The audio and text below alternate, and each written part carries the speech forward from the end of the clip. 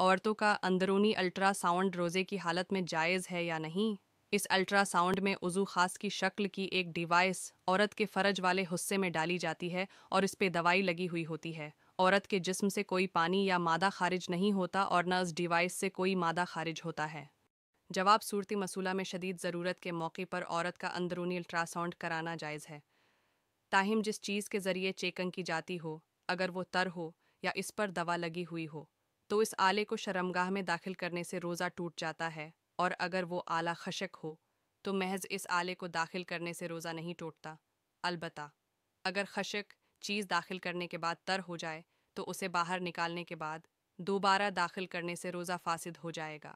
روزہ فاسد ہونے کی صورت میں بقیہ دن کھانے پینے کی اجازت نہیں ہوگی، بلکہ بقیہ دن غروب آفتاب تک روزہ داروں کی طرح بغیر کھائے پیے رہنا ضروری ہوگا اور بعد میں اس روزے کی قضا